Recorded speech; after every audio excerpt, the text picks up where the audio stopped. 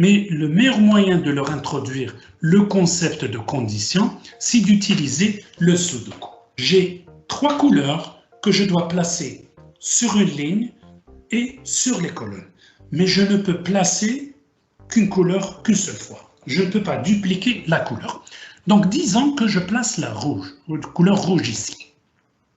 Les seules possibilités qui me restent, parce que je vais tester, est-ce qu'il y a du rouge? Oui. Est-ce qu'il y a du jaune? Non. Est-ce qu'il y a du bleu? Non. Donc, il y a 2 possibilités qui s'offrent à moi pour cette case. Donc, disons que je mette du jaune ici. Donc, la seule possibilité qui reste va être du bleu. Je réitère mon processus. Je veux placer les couleurs. Est-ce que je peux placer rouge? Non, rouge existe déjà. Donc, les seules possibilités qui me restent, c'est jaune et bleu. Disons que je place le bleu. Alors, je vais tester.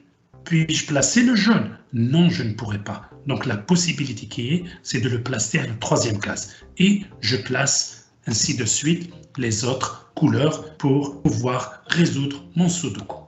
Donc, ça, c'est un des concepts qui permet de travailler la condition. Si couleur existe déjà, je place la nouvelle couleur et ainsi de suite. Je peux encore le rendre un peu plus difficile. Plutôt que d'utiliser des couleurs, j'aurais pu utiliser 4 couleurs ici. Je vais utiliser 4 symboles. Donc, je vais avoir triangle, cercle, carré et cœur. Alors, l'objectif, c'est de placer un symbole par ligne, un symbole par colonne et un seul symbole à l'intérieur de ce carré et de ce carré et du 3e cadran et 4e cadran. Mais partir de là, ça pourrait être difficile pour les élèves. Donc, je peux donner une situation initiale. Ma situation initiale pourrait être, par exemple, de ce type. Alors, quand il va faire son algorithme, l'élève, qu'est-ce qu'il va faire? J'ai placé déjà triangle, je vais voir le cercle. Est-ce que je peux le placer? Je peux placer sur la ligne, mais je ne peux pas placer sur cette colonne parce que la colonne est déjà occupée par un cercle. Donc, je ne peux le placer qu'ici. Ou l'autre. Donc, je vais le placer dans la première case qui est disponible. Je prends le carré. Est-ce que je peux placer le carré ici? Oui, je peux le placer. Parce qu'il n'y a pas de carré sur la ligne et il n'y a pas de carré sur la colonne. Maintenant, arrivons au cœur. Est-ce que je peux le placer sur la ligne? Oui, je peux le placer sur la ligne. Mais je ne peux pas le placer sur la colonne. Parce que la colonne dispose déjà d'un cœur. Donc, la seule solution qui me reste, c'est d'intervertir le cœur avec le carré. Et puis, je fais de proche en proche. Ici, par exemple, premier cadran, ce qui me reste, c'est le carré. Et ainsi de suite pour le reste. Donc, vous allez me dire, c'est quoi le programme? Le programme, un des programmes qui permettent de trouver cette solution va être quoi? Va être triangle, cœur, rond, carré, carré, rond, et ainsi de suite. Ce programme-là me résout cette énigme. Ce n'est pas la seule, mais c'est une des solutions. C'est comme pour le parcours tout à l'heure de Engelbert. Donc voilà un des exemples qu'on pourrait utiliser pour pouvoir travailler les concepts de conditions avec les élèves. Maintenant, voyons voir le socio-émotionnel. Donc mon microbit ici, je dispose non pas de 4 instructions, mais de 5. Donc j'ai maintenant dans mon cahier, ici que je distribue aux élèves, donc le défi, c'est de représenter ces émotions ou bien un émoticône sur mon microbit en papier. Je dispose de ce langage. Tout à l'heure, j'avais un langage contenant 4 instructions. Maintenant, je dispose d'un langage qui a 5 instructions.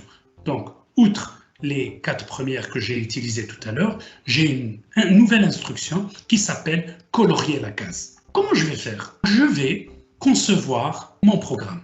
Je vais juste enlever ça. Pour concevoir mon programme, mon humeur du jour, elle est joviale. Donc, je vais créer mon émoticône avec un petit sourire. Et vous voyez là ce que je disais tout à l'heure comme abstraction. Il y a des choses que je suis en train de faire de façon automatique. Parce qu'il y a un décodeur dans mon cerveau. Mais si je dois le programmer, comment je vais faire? Alors, je demande aux élèves de partir de cette flèche. Et pour vous aider à me suivre, j'ai pris un fantôme ici qui permet de montrer mon déplacement.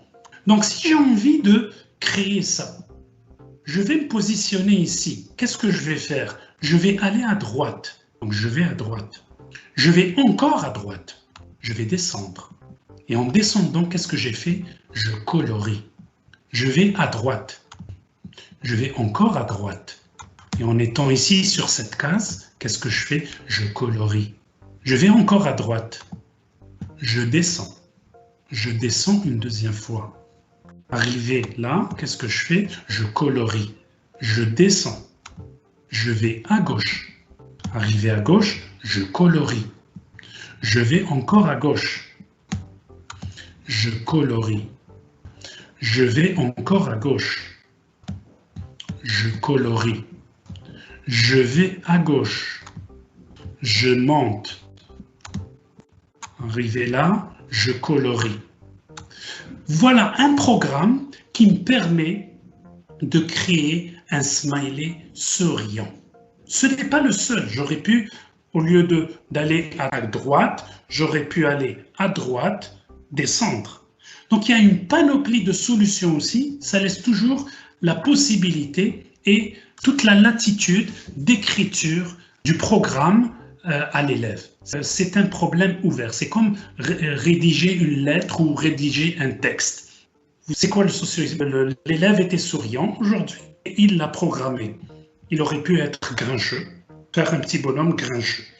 Ou bien juste me faire un petit cœur parce qu'il aime l'activité ou il ne l'aime pas. Donc ça, c'est une piste de réflexion qui permet d'allier le socio-émotionnel avec du codage sans utiliser d'ordinateur. L'autre aspect que je peux travailler aussi, c'est que les élèves, quand je vais leur fournir ça, les instructions ici sont de cette façon.